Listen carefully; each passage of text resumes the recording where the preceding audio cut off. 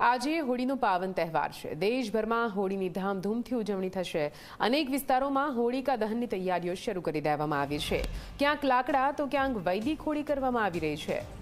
મુખ્યમંત્રી ભૂપેન્દ્ર પટેલ થલતેજ વોર્ડના હોલિકા દહન કાર્યક્રમમાં હાજર રહેશે। ગાયના છાણમાંથી બનાવેલી સ્ટીકનો ઉપયોગ કરવામાં આવશે। હોળિકા દહનના કારણે રોડને થતા નુકસાનથી બચાવવામાં આવશે। એએમસી ઈંટો અને રેતીનો જથ્થો પૂરો પાડશે, સાથે ઈંટો અને રેતીનો જથ્થો જમીન પર પણ પાથરવામાં આવશે। આજે દેશભરમાં હોળીના તહેવારની રંગેચંગે ઉજવણી થવાની છે।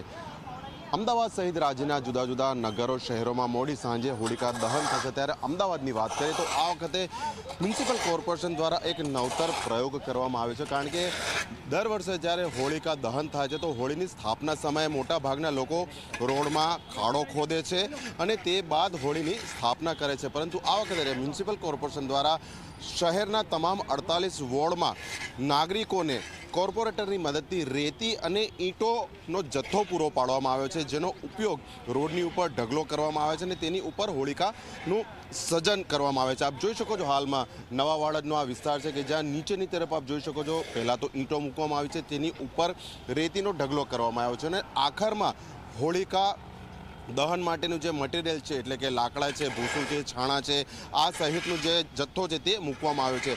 આમ કરવાથી જ્યારે હોળી પ્રગટે છે ત્યારે જે ગરમીના કારણે ડામર ઓગળે છે અને પછીથી પાણી રોડની અંદર ઉતરવાથી રોડને લાંબા ગાળે નુકસાન થાય છે। એટલે આ નુકસાન થતું અટકાવવા માટે મ્યુનિસિપલ કોર્પોરેશને આ વખતે નાગરિકોને રેતી અને ઈંટો આપે છે। ત્યારે ચોક્કસથી આ ઉપયોગના કારણે રોડને થતું નુકસાન અટકશે, તેમાં કોઈ બેમત નથી।